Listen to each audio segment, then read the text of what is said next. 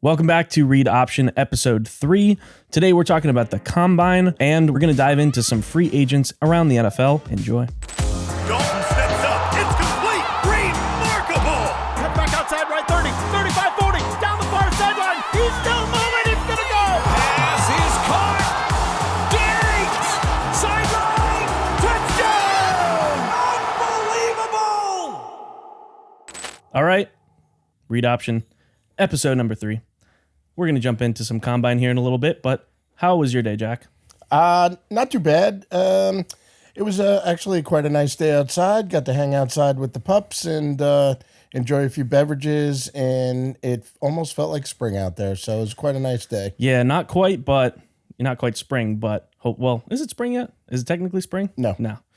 Well, Another 3 weeks. Yeah, unfortunately, but it did feel like spring. I took a walk. I got some coffee. There you go. It was, Yeah. It was like a tease because we know there's going to be some crappy weather here in the coming weeks. But Beginning of March in the Hudson Valley, we'll take it. yeah, New York. In New York. It's New York. Oh God, the New York weather. All right, so let's start off with something fun that I had an idea for. Me and my boss were talking about this, and I wanted to just throw it by you real quick because I thought it was funny. A golf-themed yogurt shop. A golf-themed yogurt shop. Okay? Golf-themed yogurt shop. Okay. What do you call it? Golf-themed yogurt shop. Yeah. Parfait of the course. Oh, man.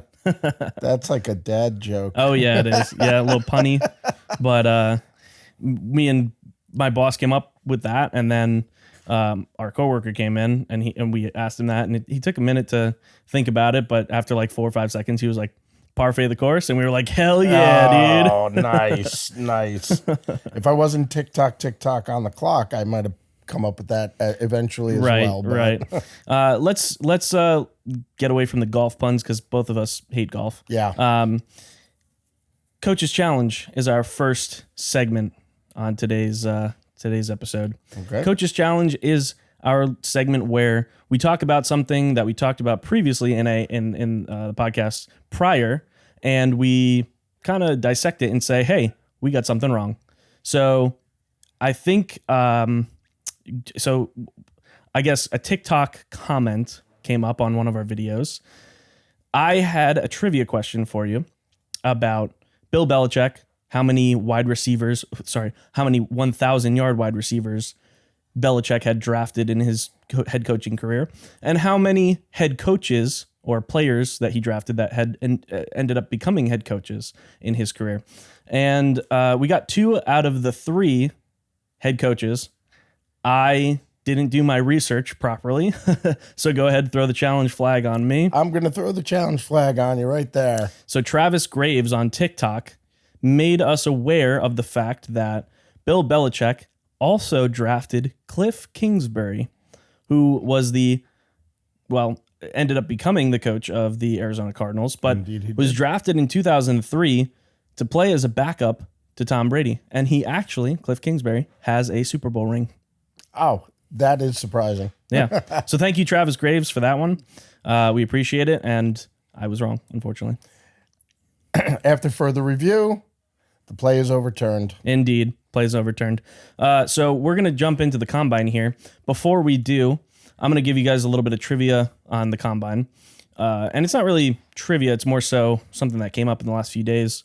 Tom Brady, widely known as someone who ran a horrible 40 at the Combine, is running a better 40 now at 46 years old than he ran at 22 when he ran his actual Combine 40-yard dash. And that does not surprise me because he's a health nut now.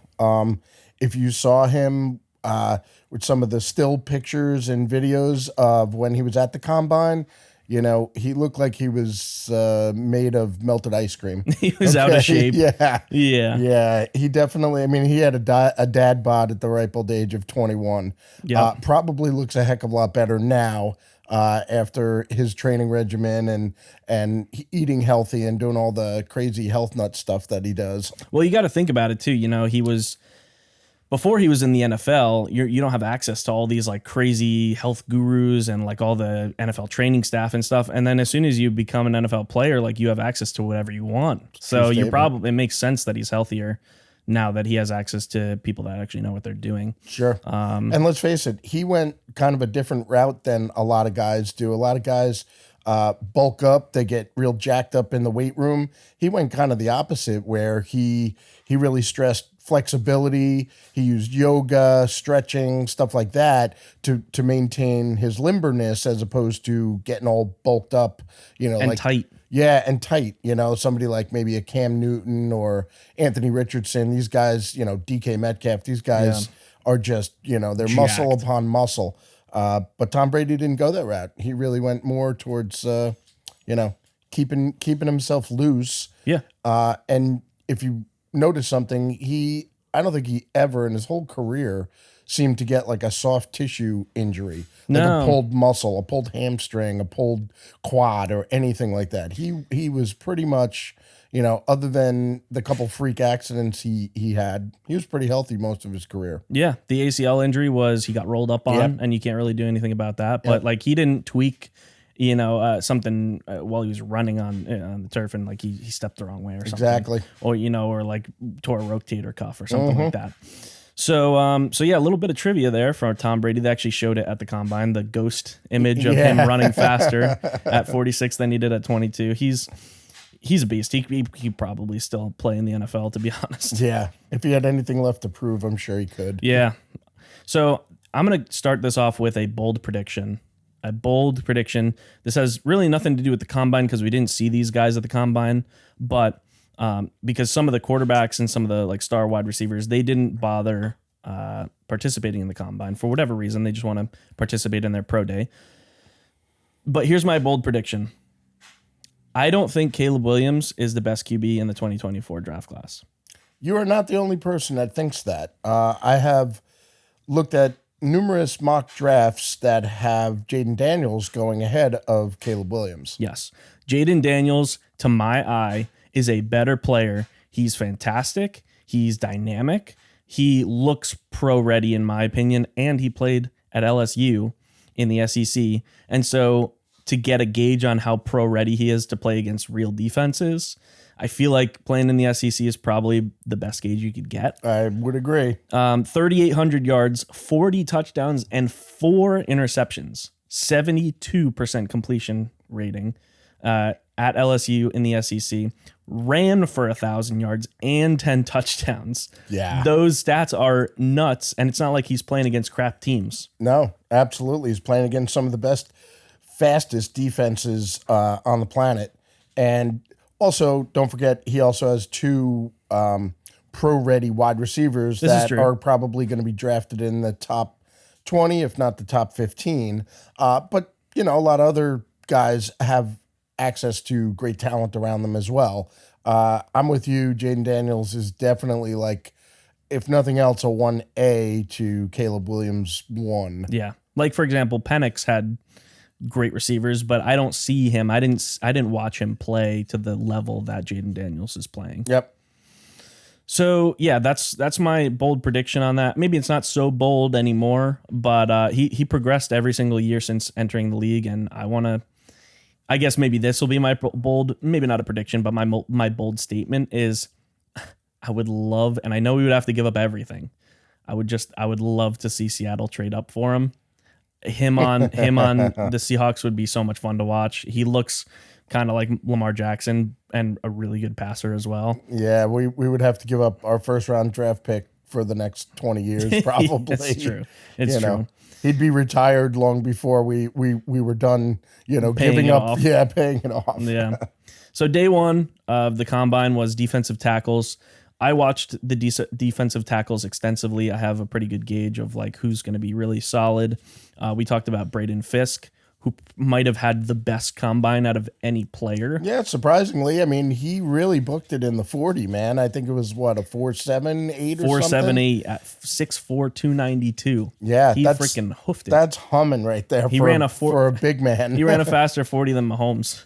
Oh, shit. And they made sure to show that. Yeah. They made sure to show the ghost, Yes. the ghost Yes, whatever if overlay. If I'm not mistaken, one of the announcers made the quirky comment that he was surprised they weren't running into each other on the Yes, that was pretty funny, actually. Braden Fiske, athletic as hell, super quick. He's also super strong. Super strong. He was the bag drills, where you're basically simulating what it's like to go around an offensive lineman. He was just crushing these things. Yep. It was nice. And the scouting report on him is that he is like a TJ Watt kind of that type of motor, like a never Bosa, stops. Just he plays every second of every down as hard as he possibly can. So and a hard worker. So the hard work, the work ethic, that's what you like to see.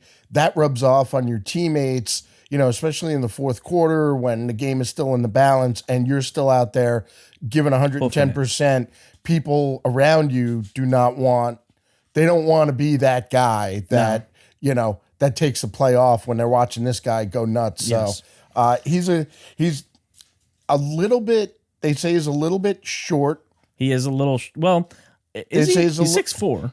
That's what they have him listed as. They really, I think, he kind of looks closer stocky. to like 6'1" and change. Really? The NFL official website said 6'4", so I don't know if they got it wrong or if they pulled their information from somewhere else that was wrong. It's kind of funny because you and I, when we were looking stuff up throughout the combine, we would find websites that listed them different. On their home college webpage, it was like he was like 6'10", 495 pounds, and then you get to NFL.com, and you get more completely of a kind different. of a realistic, but.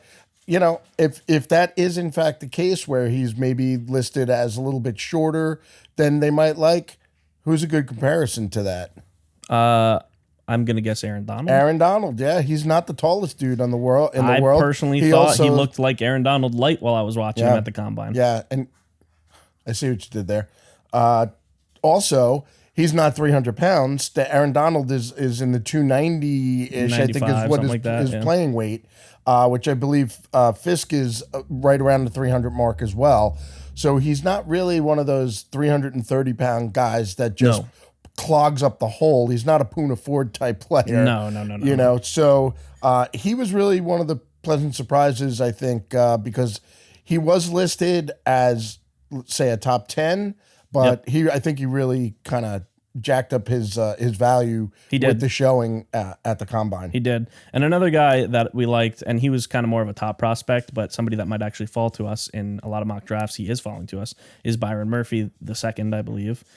He's from Texas, and he is 6 foot, 297, and ran a 4.9. So a little slower than Fiske, but still quick as hell for a guy that big. Absolutely. He looked solid in a lot of the drills and just overall had a really good combine. Yep, another guy that the scouts say has a motor that just doesn't quit. Yeah, and you like to see that. Now, I have a feeling that most, unless you are just an absolute Aaron Donald, most defensive linemen kind of come in and out on a rotation to keep everybody sort of fresh, right? Sure. So you don't necessarily need to play 70 or 75 downs, a game, right. So that that rotation is going to keep that motor going even stronger. I see where you're going into the fourth quarter. Yeah. You're going to have a bunch of fresh guys, and I know that any of the good defensive-minded coaches, I know McDonald did it with the Ravens, and I know that the Niners rotate in and out. All the time. So except for, studs like Bosa, they usually don't take too many plays off. Yeah. But if you got a guy that's already got a good motor and you're giving him rest time, that's a recipe for success right exactly. there. He's chomping at the bit to get back on the field. So those are the two main guys that stood out to me. I want to talk about a few other guys, not too in depth. I just want to gloss over them real quick. My favorite name, I think, out of the entire combine, Rook Orororo. So we're going to go with You're going to go with I was going to go with Chop Robinson. Really? Okay. Yeah, well, he's a defensive end. As a cool name. Oh, sure. But so we haven't got to that yet. Gotcha. Quite yet. But you are correct. That's probably, if not One of the the cooler coolest. names. Yeah, the second coolest. But yeah, Ruka Rororo from Rororo. Clemson. He's 6'4", 294, and ran a 4.9. Very similar to Byron Murphy. Very athletic for such a big guy, in my opinion, just from watching him. One of the guys that didn't really run too fast, but ran fast for his size was Tavondre Sweat out of Texas. Yeah, he's a big man. 6'4", 366, Yeah, and he's ran a a 5.27. Big dude. He's freaking enormous. Yeah. He looked solid in a lot of his drills. He's another guy that had a good combine. And you think about this. He's got 60 pounds on Braden Fiske. I mean, Yeah. come on. And now he's running, 60. he's running a lot slower, but he's a lot bigger. But dude, 60 pounds, my goodness, that's Yeah. ridiculous. Yeah. It's like, that is a big man right there. That is a behemoth right there. That you dude know? is massive. So the last two that I thought were pretty solid, maybe sleeper picks. Mekhi Wingo out of LSU. He's 6 foot 284. He ran a 4.88. So he's a little smaller. That might hinder him a little bit in the pros just because he's Agreed. kind of short. But he's still got the bulk. If you put 10 pounds on him, he might be able to kind of play in the league. But he did look very athletic. That was really one of the big things. His figure eight drills were fantastic. Overall, just passed the eye test for me. And Mason Smith, 2 A's, Mason Smith, also out of LSU, 6'5", 306, so definitely has the size. Ran a 5.02, so a little slower. But again, another guy that I just thought looked really solid and was very athletic. And again, you're putting them. They're coming out of LSU, which is an SEC school. So they're going up against all of the best offensive lines, except maybe Michigan. Michigan and I don't Washington. know. Maybe Michigan might be. You're saying Michigan is a good offensive line? Or? Yes. Okay. Yes. Yeah. Absolutely. But by and large, the SEC has some really capable especially tackles. Yeah, definitely. They really have a bunch. Well, the of guys Huskies from Washington had they had amazing offensive linemen, and we'll talk about some of them later in the in this episode. Let's move into defensive ends. Who's your favorite defensive end out of the combine? Well, you got Dallas Turner ran out of the building. I think he ran a 4.48 or something. Yeah. So he is definitely, scouts wise, he's definitely looking going to be the best. first edge rusher off the board, no doubt about it. Really, over Chop Robinson. Over Chop Robinson, I think he had. So Robinson ran a 4.49. 1/100th of a second he beat him by. Yep. I think the book on Turner is that he's a little more polished than Chop Robinson. Okay. You also have Jared Verse, who had a real nice combine. Who I did not get to watch a whole lot of, but heard was fantastic. Yep. Also ran really, really quick. I think in the 4.5-ish something. Verse ran a 4.58. 4.58. Yeah. So sub 4.6, which is really still really fast. Yep. And he's 6'4", 258. So he's a tall dude. Well, maybe not tall, but he's a good sized dude. And he's got the muscle mass. That's the big thing. Yeah, I'm sure most of these edge guys are just nothing but muscle, right? True. Yeah, that's true. That's how they're breeding them nowadays, basically. Yeah, they got so your linemen usually have a little bit of beef to them, but your edge rushers usually are long and lean, man. Freaking J.J. Watt type guys, Nick Bosa type guys. Exactly. One of the guys that showed out, quote unquote, I believe his name is, the pronunciation is Leatu. So Leatu Latu. Yep. Who's from UCLA. UCLA, he ran a 4.64, and he was constantly being spoken about as like potentially the best defensive end in the class, and maybe he might be the first one off the board. But he's a risk factor because he had some injuries in the past. He had a career-threatening injury. I don't remember exactly what it was, but I did read an article where he was basically talking about, my football career is over. Transferred to UCLA, and was able to resume his career. They cleared him. And they cleared him, absolutely, but ended up having a phenomenal last season. Yeah. And definitely in the top 4 or 5 edge rushers in this draft. Yeah. And I mean, more power to you if you want to take a guy like that and take the risk on him. He looks great. He can kinda like definitely high get it risk, done, high reward but it's kinda high risk, thing, high right? reward. Yeah. Maybe not somebody you want to take because you're kind of it comes with potential risk no matter what. Mm-hmm. Maybe you draft him and within half a season he re-aggravates that injury or realizes, gets evaluated by a different doctor and they say, dude, you should never play football again. Absolutely. You could, ruin your body, whatever. Mm-hmm. So I don't know if he would be a good choice, but lots of talent there for sure. Yeah, no matter how you slice it, it's going to be kind of a risk. Yeah. And the last guy I want to talk about, a little bit of a sleeper for me, just watching him and seeing his combine. I thought Jalix Hunt looked pretty good. He's from Houston Christian. He ran a 4.64, and I personally thought he looked solid. I don't know if he's going to make it in the pros, make a splash in the pros, but he's kind of like a sleeper pick for me. Could definitely be a good Somebody player. like him, these guys that may not make the starting lineup, on defense, can definitely be like special teams guys. Yeah. There's guys that have made their careers out of, just being really good. Even We talked about one. our old buddy Cassius Marsh was a demon on special teams. He actually was. Never really Also had a motor that never stopped going. also had a motor that didn't stop, but very few plays as a linebacker. This right? is true. Yeah, he was mainly special teams His whole guy. career was pretty much special teams. Yep. So let's jump into linebackers. I believe linebackers were day 2, linebackers and cornerbacks and safeties. No, linebackers was still day 1, I believe. I don't remember. So probably the guy that everyone was like raving about the most was Peyton Wilson. Yeah, Peyton Wilson running a 4.43. 4.44. He's booking it. He was booking it. He's from NC State. Yep. His drills looked okay. Maybe a little bit better than okay. He didn't look fantastic in the drills from what I had seen, but a 4.44 is hoofing it. He is jacked. He's big. He's a big dude. Here's another guy, though. I believe he lost a couple of years of college eligibility because he was hurt. Yes. So he's kind of a glass. He's kind of made of glass. Yeah, 2 major injuries that. Yes. So also like Latu. Yeah, Latu. Potentially an injury risk there, Yeah, unfortunately. Your favorite linebacker out of the draft, or not the draft, the combine, Edgerrin Cooper from Texas A&M, did look solid, I thought. Yep. Had a little stint here and there where he might have dropped a pass or two, I think.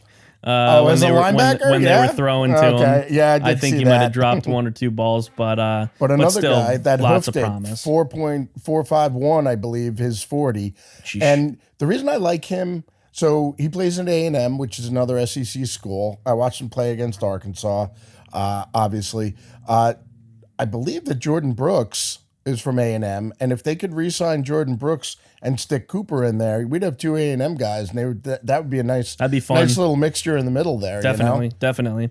And then Dallas Turner from Alabama ran a 4.47. So is he a hybrid kind of linebacker, think so. edge I'm not rusher? 100% sure. Because I have him listed under edge, but you have him listed under linebacker. He ran with the linebackers. He did did. not run with the edge rushers. I don't think. Okay. At least from my notes. Gotcha. Okay. So Dallas Turner, another guy that could that had a good combine and that I thought looked pretty good. Yeah, and fast as anything. Yeah, As fast as 4.47. lightning. The only guy I think that ran faster was Peyton Wilson. Yeah. So that's it for linebackers. For me, at least. Do you have anything else to add to that? No, you know what? It seems like this year pretty light on linebackers in the draft. I mean, a lot of guys that are rated kind of middle of the road, and a lot of the mock drafts that I've seen really only have 1 or 2 legit linebackers even in the first round. Yeah. So it's a very light year for linebackers in my opinion. Understood. So then we'll move on to cornerbacks. Cornerbacks was definitely a day 2. I don't think they lumped everybody into day 1, So the most impressive thing from out of the cornerbacks was Nate Wiggins out of Clemson. He ran a 4.28. Yeah, who hurt his hip? Who popped his hip flexor. Hip. Oh. And he had to come out and get that evaluated. And I don't remember if he ran any of the drills after that, but I don't probably think not. so. Yeah. But a 4.28 is cooking. Yeah. That's cooking. So you need a guy to cover someone like Tyreek Hill. That's your guy. That's your guy. True. As long as he, can can run the routes with him. And as long as he's actually got the talent to do that, he's got the speed. Yep. And he's projected as a first round pick as well. Okay, gotcha. Now, probably the top corner prospect in the combine was Quinyon Mitchell. Yeah, out of Toledo. Out of Toledo. Oh. Now, he ran a 4.33, which is still very fast. Seems to be the top two, if not the top corner in the combine.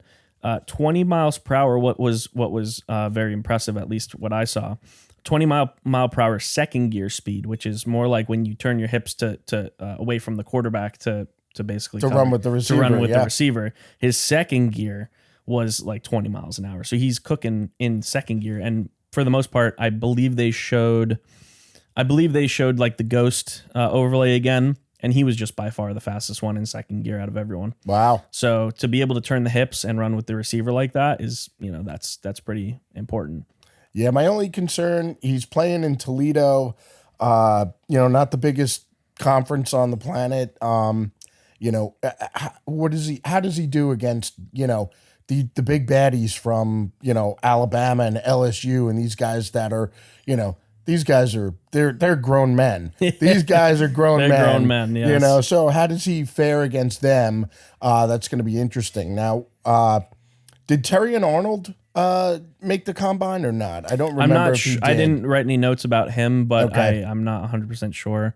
Cornerbacks was another one that I didn't get to watch the entirety of. I think I was driving home from work or something like that. But you have another guy.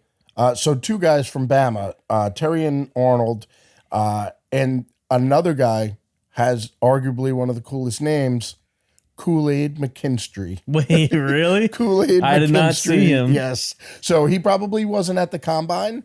I'm not sure why, but definitely a name to watch in the first round. If I had to guess, I think he might have been at the combine because I thought I heard them saying Kool-Aid at some point while I was watching it. What was his last name? McKinstry. Yeah. So yeah, I'll take a second to look him up real quick. Combine. Yeah, no, he didn't work at the combine due to a foot injury. Gotcha. So he took that off, but I'm assuming he'll be there for his pro day. And we'll talk maybe a little bit more about him in the future. Yep. The last guy I'll talk about is I didn't really get to watch him a whole lot, and he doesn't have many highlights, but he did have the highest athletic grading out of all of the cornerbacks.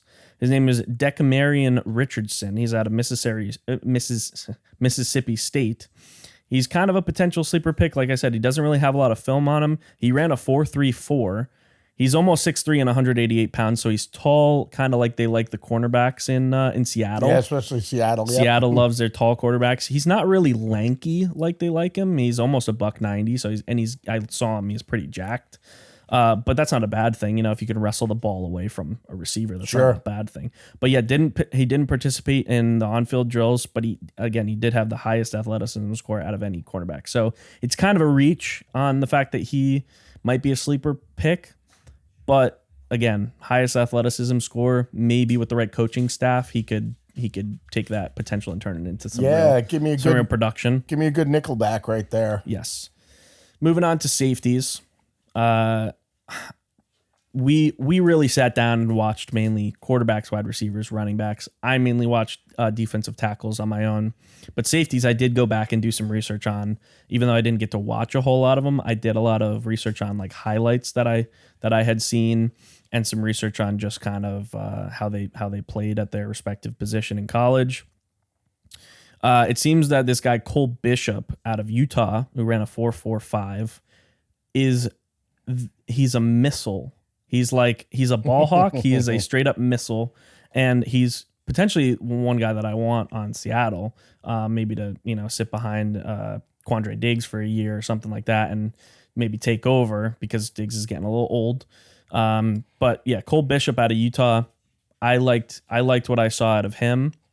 And Kalen Bullock is another guy that was a top prospect. He's coming out of USC. He's small. They literally said he's small but violent. So he's small but violent, just like Earl Thomas. That's an Earl Thomas just reference like Earl right Thomas. there. There you go. Yep, Earl Thomas punctured Rob Gronkowski's lung at one point from a hit that he laid on him, and slipped a disc in his back, which we got to see live. We did watch it live. One of the best hits I've ever seen. Oh. And for a guy like Earl Thomas, who's not a huge guy, to lay out Gronk like that and end his season is pretty nuts. He was a missile. He just came in flying at you, and he hit really hard. So those two guys really solid. And go ahead. The one thing I'm a little concerned about from a Seahawks standpoint this year, not a great linebacker class, which we need, and also not a great safety class, which we also need. Yeah. So either we have to kind of find something in, somebody who gets cut, or somebody who is a free agent, or, somebody on the roster, so we're not looking for a whole lot of help come the draft, in my opinion. Yeah, unfortunately. I mean, we might be able to get like one of these guys, and they turn out to be really good. True, but we're gonna be digging. We're not deep, 100% certain on some of these guys. Like Correct. For example, a guy like Marvin Harrison Jr. that's coming out, and you're just like, okay, he's freaking ready. He's ready to go. Like you pick him, and you should be set. The last guy on the safeties list that I thought was really cool was I believe his name is Sione Vaki. He's out of Utah. He's very athletic from what I had seen, and he plays safety and running back for Utah. Nice. He had 42 carries for 317 yards and 2 touchdowns. He had a 7.5 yard average as a safety that played the other side of the ball. Nice. And he has some pretty nice highlights. Like I thought he hit pretty hard, and he looked pretty good. So nice. Might be a nice. I don't know. Maybe a 3rd round pick if he gets to that. Probably more closer to a 2nd round pick. But a guy that I thought was pretty sweet. Nice. We'll move into tight ends. The very first tight end I want to talk about. We'll save Brock Bowers for the end. The very first tight end that I want to talk about is Dallin Holker, who, from what I've seen, and what I've read, is he was a monster at Colorado. He was actually really solid. And the one thing that stood out to everyone, he caught 2 balls on the gauntlet drill, which is where you run up the seam and you look back and forth at the guys throwing the passes to you. He thought the last pass, or the second last pass, was his last pass, so he grabbed it and started running the opposite direction as if he's going to break away, and looked over, and there's another ball coming at him, so he swapped the ball to his other hand and one-handed the second ball that came to him and caught both and ran with both balls in his hands. I had seen that. I'm going to have to look that up. That's fantastic. It was like, and they had said like no one has ever done that before in the combine. That was because he didn't realize that there was another ball coming to him. He just jumped his draft stock up. Oh, 100%. Way up there. Yeah. And some people were saying like, wow, he's going to be a demon when they introduce the 2-ball rule in the NFL. Yeah. Nice. So yeah, I don't know if you watched him at all. I didn't get a chance to see any of the tight ends. Yeah, unfortunately. He was pretty sweet. Tip Riemann, also pretty cool name, out of Illinois, looked solid to me. He's 6'5", 271 as a tight end. He is a monster. Jeez. And the crazy thing is, he kind of looked like a wide receiver in terms of speed and like cleanliness. I don't know if that's the right word, but his catches were super clean. His routes were super clean, and just like crazy athletic for a guy that's that big. I really liked him. 4.64. 4.64 is what he ran. Yep. Yeah. So not bad for a guy that's 6'5", 271. Jeez, not at all. Yeah. I thought he was pretty good looking. Not in that way, but easy there. No. We're gonna talk about good looking guys. Who was Sam? Sam Hartman. Oh my gosh, yeah, yeah. Soap opera Sam. I already have a man crush on this guy. Yes. It's like ridiculous. Guy is just. He's a Viking. He's painfully good looking. Yes. We'll get to quarterbacks in a second, but let's talk about Brock Bowers out of Georgia. Yes, but I don't believe. Did he participate in the combine? Unfortunately, he did not. I don't think he did. But we'll talk about him briefly real quick, just because we think he might drop to us, potentially. That's what some of the combine or the draft mock drafts are saying. 13 touchdowns and 800 yards last season. Really solid. I believe he only played 12 games because sometimes they count some of the bowl games as they count all the bowl games for stats. Yeah, usually, I believe he only played 12 games. Yeah, so 800 yards, 13 touchdowns. He was banged solid. up a little bit last year. He didn't put his best season forward, but is the type of guy that they said the most the biggest comparison they have in the pros is George Kittle. That's a good comp. Yes. So he's not a big, massive dude like Travis Kelce or Mark Andrews. He's really kind of on a smaller side for tight ends, but the athleticism is absolutely off the charts. And very much like George Kittle. So he's a good blocker. They line this guy up all over the field. He was out wide as a wide receiver. He was in the backfield. He took jet sweeps. He was a tight end. Yeah. So I mean, he was just he was like a Swiss Army knife in that backfield. That's pretty sick. So he is definitely, the scouts really think he's a generational tight end.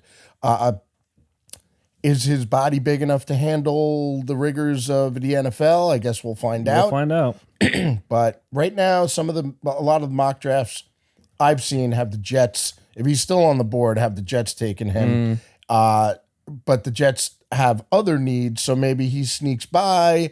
Maybe he falls to us. I mean, 16 for the best tight end in the draft.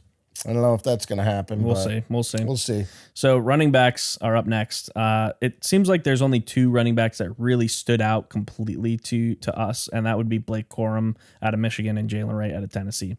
Both of these guys actually looked good enough to be studs in the pros. Like they're actually solid. Wright can fly. He can haul.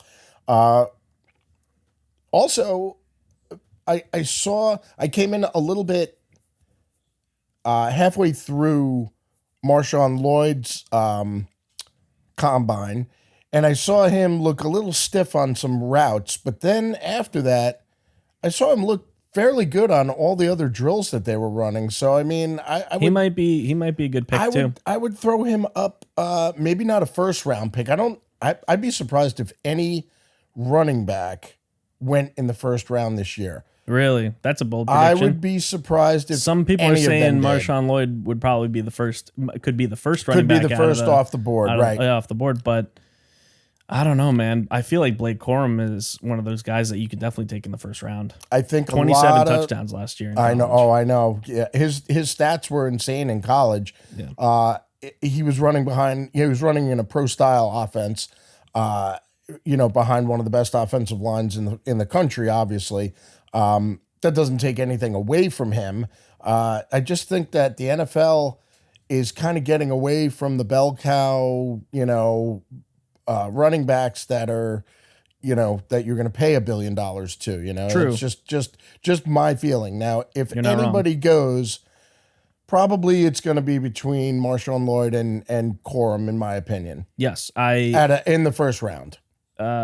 Yes, you're right. And potentially that you might be able to throw Jalen Wright in there, but I just think he looked really solid. He also had I believe the second longest broad jump in combine history. Wow. And he's an athletic freak. He no is. Doubt. He only ran for 1,000 yards and 4 touchdowns last season, but it was on 137 carries.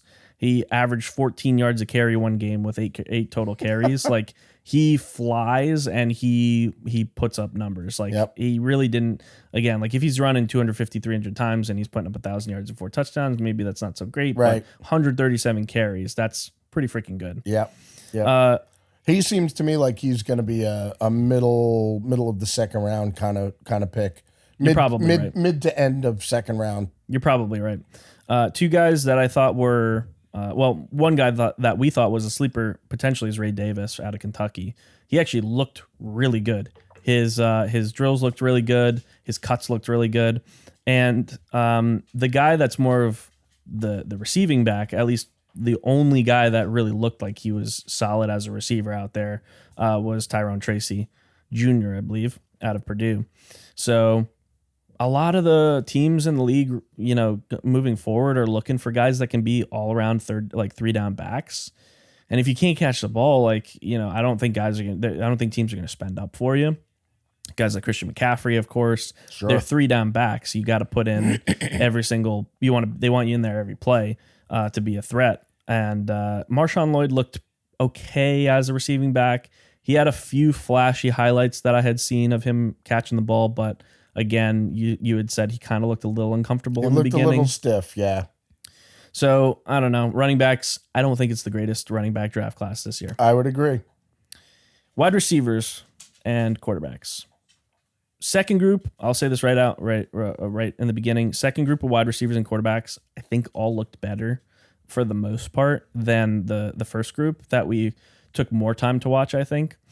Let's just kind of fly through these real quick. Keon Coleman was one of our favorites. Yep. He looked good, but he did have a few like kind of weird drops that we were just like, I should have caught that. What the hell? Yep. That's a little underwhelming. And also, I think out of most of the receivers, his 40 was a couple almost the seconds worst, slower but than his gauntlet drill was the fastest. So actual game speed, he was the fastest out of everyone. so he might be more quick than fast, I guess. Yeah. Or maybe the reverse because he doesn't have the burst off the line, but once he gets going, he can really kind of get to top speed. He looked like he had long legs. He looked like he was, Good kind strides. of, good strides. Yeah.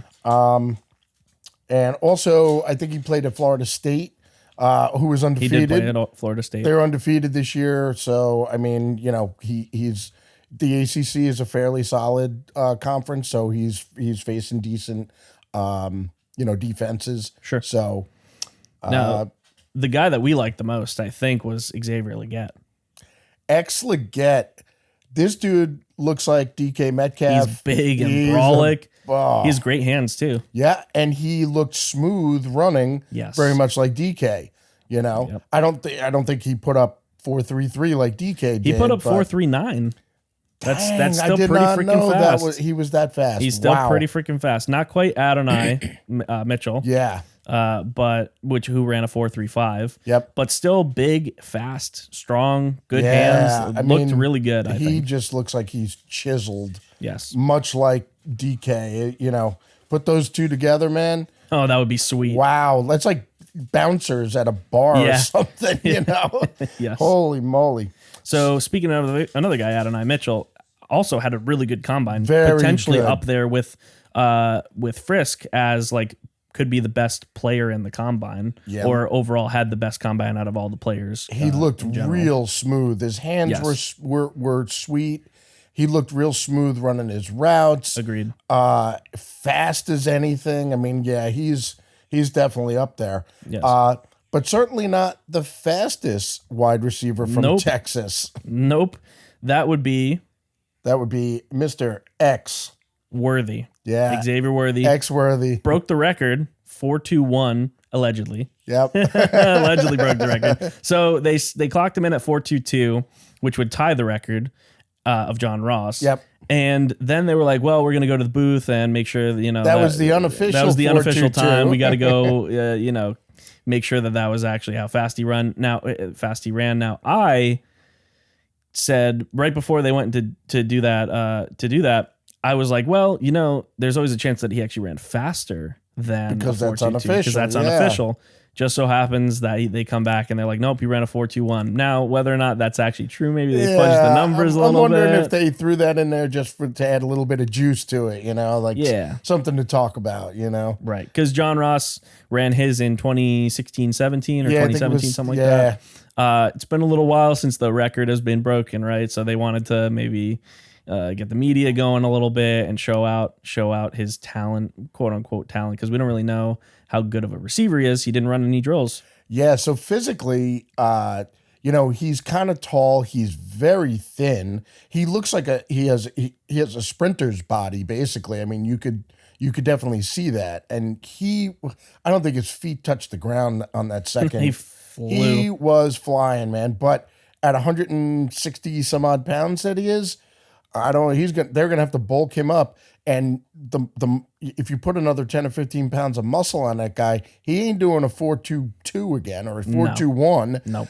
Because think about carrying a couple bricks in your backpack and trying to exactly. run. So 100%. he's looks like a real good potential candidate. I mean, if they were still doing kickoff returns, he'd be my guy. Well, they might talk about changing the kick return rules in a little while. I saw something on Reddit about that, but we'll get into that in another episode. Sure. The last guy that we'll actually dive into a little bit is Lad McCarthy. Yeah, He's out of Georgia. He ran a 4.44. Watch his dad play, and he tormented me as a Giant for years when they were winning their Super Bowls. But Lad McConkey looked real good. He did, and he's probably going to be a stud in it if I had to guess. Yeah, more than likely. A few other names that I do want to mention. I think from the second group mainly, Devontae Walker out of North Carolina, Brendan Rice out of USC. Yeah, Jerry Rice's Jerry's son. Sure. If you're going to learn from anybody, that would be the guy to learn from. I will tell you though, I was not overly impressed. I don't think he had the best combine. They were talking about him being in the high 4.2s on the 40, and I think he maxed out at like 4.4. So didn't run quite as fast. Interesting. And I think, I don't know, I can't say he was unprepared, but he didn't look fantastic. Smooth. Yeah, he didn't look smooth as you would think that maybe he would have. I thought he looked pretty good when he was taking reps with the second group, but I don't know. You never know. You can't really tell with the combine always because they're running without defenses out there. They're running without pads. You're never really 100% sure unless the guy looks freaking fantastic. Sure. You know? Yeah. Roma Odunze. So I think it's worth noting that the three top receivers, the scouting reports, the three top receivers were all absent from the combine. That would be Roma Odunze, Malik Neighbors, and Harrison Jr. Yeah, I don't think that's true. I thought Roma Odunze ran. You're correct. Odunze did run and actually looked very good. So Roma Odunze was the only guy out of the top three main scouted receivers that ran the combine. Yep. And we did not have to call a coach's challenge on that one. We did not have, because I corrected you. There you go. If I remember correctly, he had a good combine. I didn't really watch a whole lot of him, but I mean, I had suspicion that he would have a good combine because he's a stud. And then Brian Thomas Jr. from LSU. Yeah, he's the second fiddle to Malik Neighbors. 6'4", man, 6'4", and ran a 4.34. He's kind of a monster, and again, another guy that had a better combine than people thought he really was going to. Yeah, and actually, I've seen mock drafts where he's actually he actually moved up into the first round. Really? They didn't have him originally listed because Malik Neighbors was like that was the go-to guy. Sure. But I think what I've seen over the last couple of days is that people every now and then you'll see him sneak into the bottom of the first round. Okay. Yeah, I read some stuff about him and that he was pretty solid. Yep. So we'll move on to QBs. I personally thought Spencer Rattler looked the best out of all the QBs. Now, we have to mention none of the top studs actually participated in the combine. So that's Caleb Williams, that's Jaden Daniels, and that's and Drake May. Somehow Drake May is one of the top prospects, even though I don't think he looks all that good. Yeah, I'm not sold on him yet either. But yeah, they're widely regarded as the top three in the draft. Yes. Potentially the top 1, 2, 3 draft picks. True. Yes. So depending on how it rolls out, but none of them participated.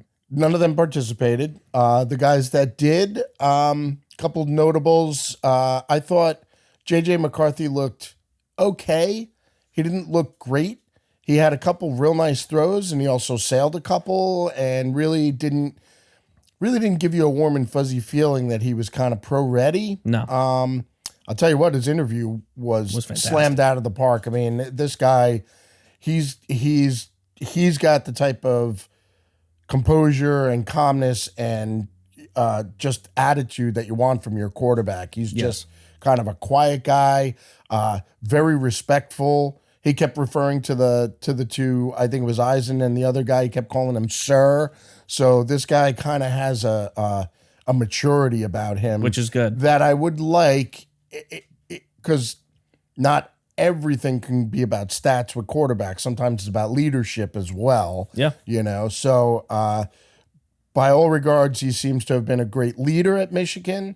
So we'll see where he goes. It'd be interesting. I'd be surprised if he fell anywhere near the second half of the first round. Yeah, to I us, think 16 somebody's 16, yeah. I think somebody's going to pick him up. Bo Nix didn't look terrible. He didn't, and apparently is a fantastic leader on the field. There you go. That's what I've heard about Bo Nix. Is Another like guy.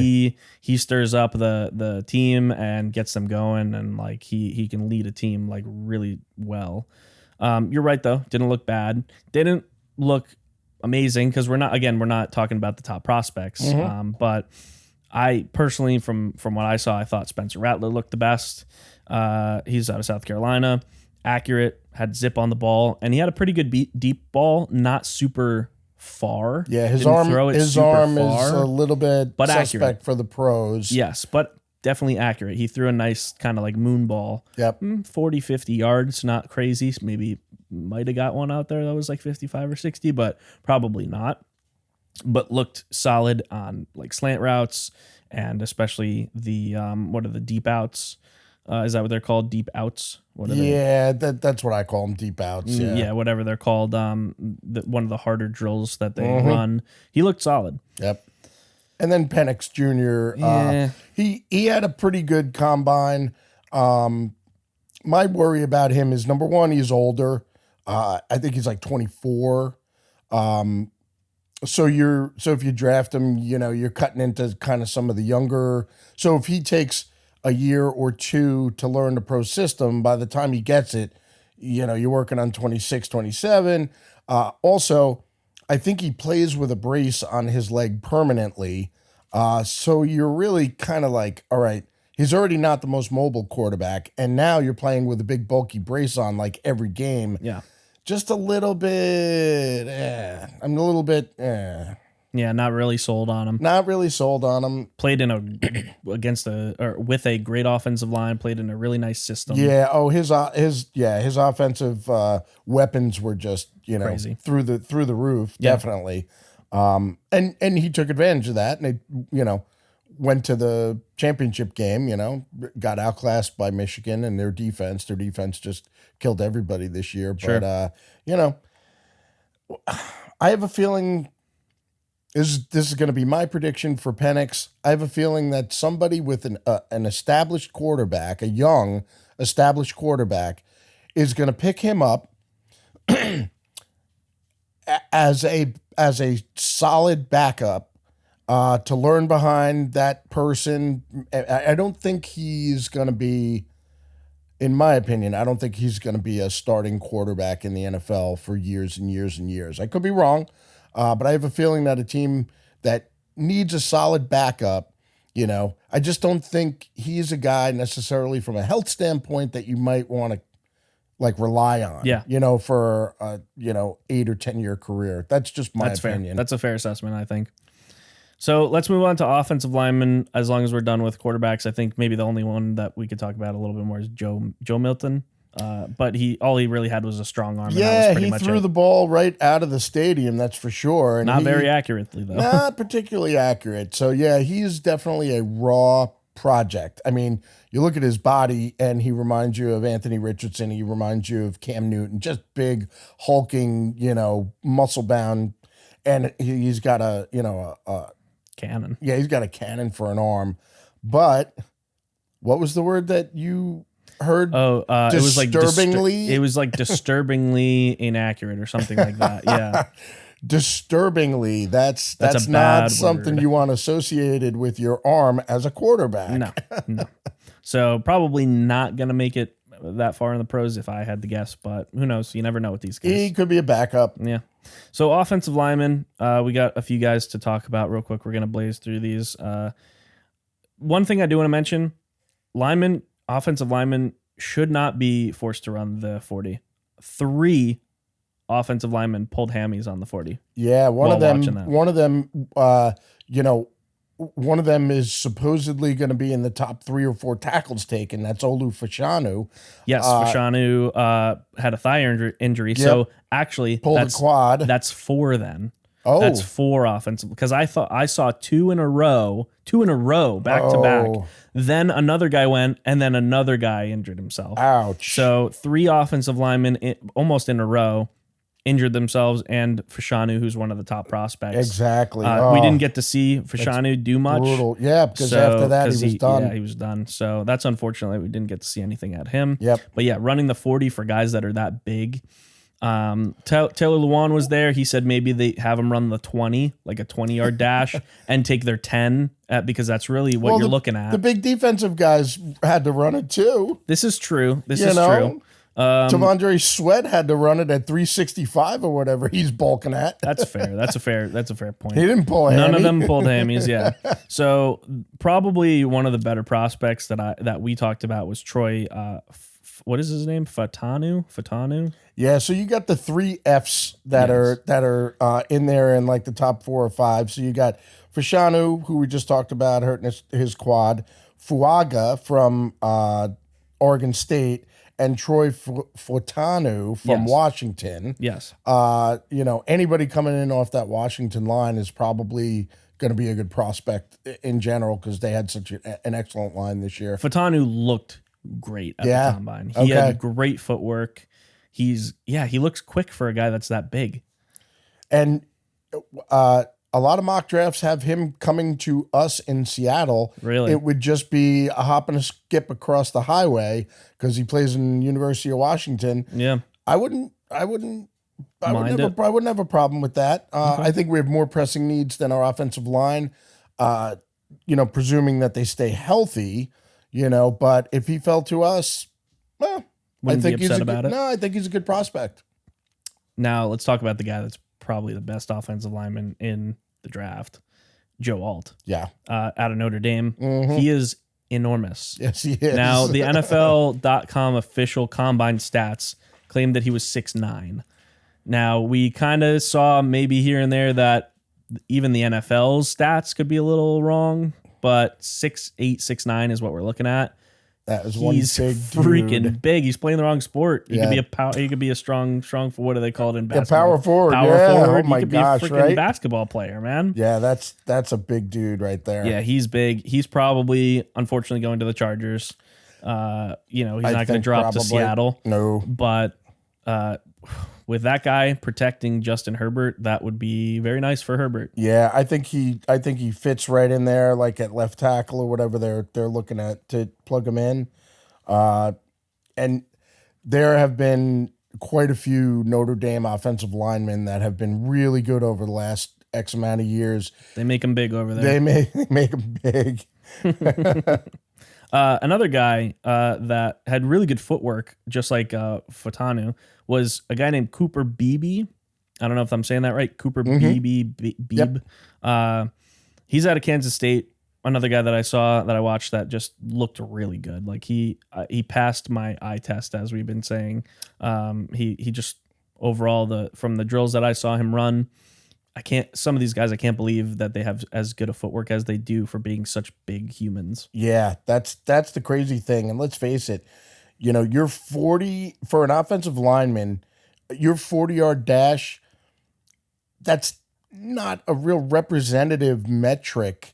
It's really more your quickness and your footwork. Yes. That to me, in my mind, is more important than straight out 40-yard dash. I mean, if you're a linebacker, your 40-yard dash, I mean, hey, you're closing on a running back on, 2nd and 8, if you get there a split second early, that's a difference between a, 3-yard gain and a 10-yard gain, right? Yes.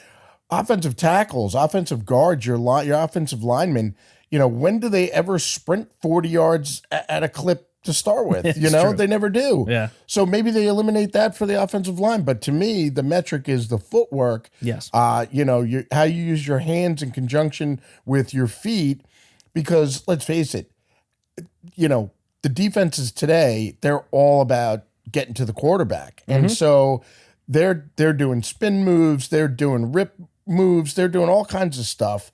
And your footwork, if your balance is off just by a little bit, bye-bye. TJ Watt's got, his 5th sack of the game, It's true.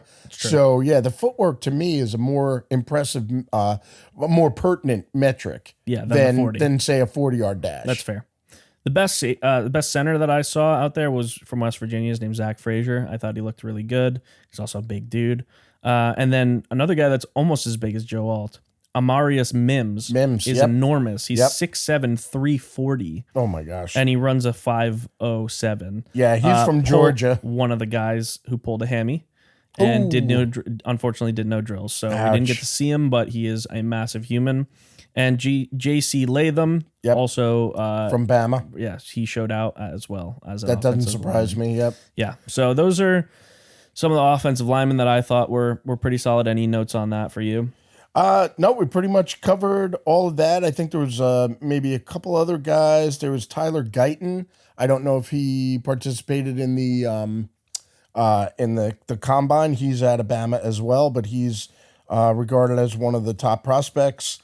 And just kind of looking through my notes here. Let's see. So another center, Tanner Bertolini.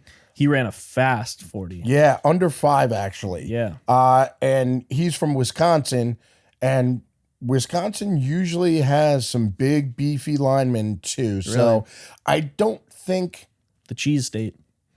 That's why they're so big. Yeah, I don't think we're looking in the market for a center.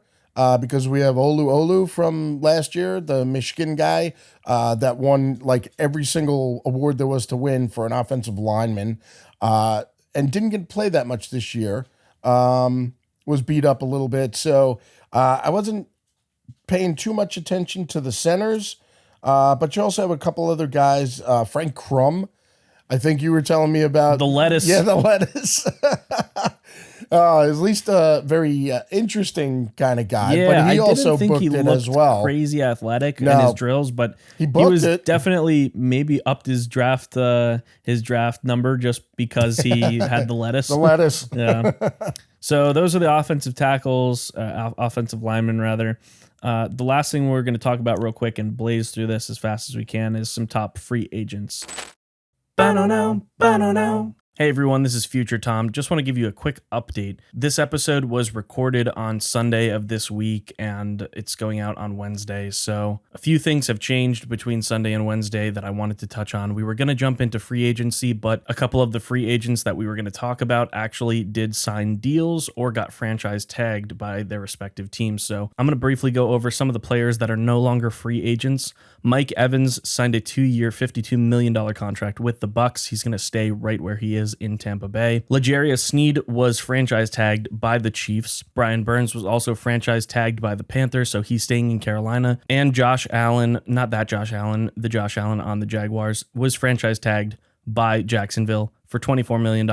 Hope that clears up some of the rumors that are going around about free agents this year. We're going to talk about free agents a lot more next week, but I figured I would just run down some of the signings that happened over the past few days. All right, now let's get back to the episode. Notable free agents coming up in the next, when is it, March 13th? I thought it was March 13th when it starts. Something like that. So, number one, I think probably the biggest free agent is Kirk Cousins. 4 p.m. What's that? Wednesday, March 13th. That's 4 when p.m. it starts. So Kirk Cousins at 4 p.m. on March 13th yes. is going to be a very interesting prospect. Absolutely. Atlanta's the one place that most people think he's probably going to go. We've talked about this before. Atlanta, if he lands there, I think they're going to be a pretty solid team, or at least a pretty solid offense. But they do have some good weapons out there, minus their quarterback. Desmond Ridder clearly is not the answer out there, but No. You obviously have, you have Bijan out there. You got Drake London. You got Kyle Pitts. The defense was up and coming. I think they ranked in like the top 10 or 12 this year. Yes. So up and coming team. If they get a quarterback, maybe they make a strong play for Kirk Cousins. I agree. Chris Jones is a big one. Oh yeah, I mean, one of the most dominant players in the league. If whoever lands him is getting a freaking game wrecker right there, man. This guy can play. Now I think the Bengals are going to pick him up because I was looking at the cap space of the Bengals.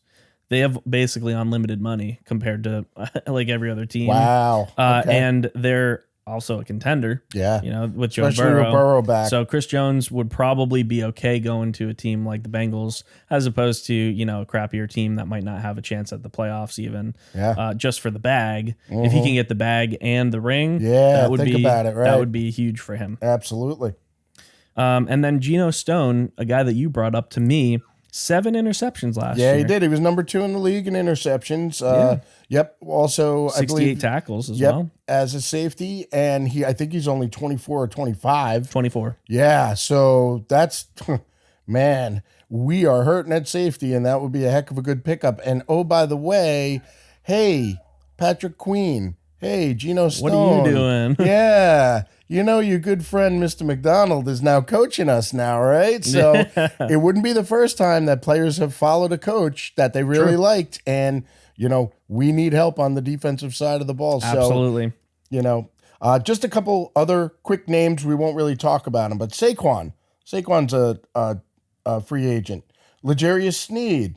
Baker Mayfield is. Leonard Williams, Josh Jacobs, Cal Ridley, Derrick Henry, Xavier Howard, who's now cut. Yep. And Right? and Brian Burns. And who Brian Burns. we didn't really know a whole lot about, but he's kind of a sleeper pick. I Yeah, guess he's I've a been using that solid- word a lot, solid but guy. he's kind of a guy that falls under the radar because he was on a crappy team. Yeah. And could potentially be really important pickup for a team that finds him in free agency. Definitely. A couple other guys. You got Austin Eckler, one of my favorites, the mustache Minshew.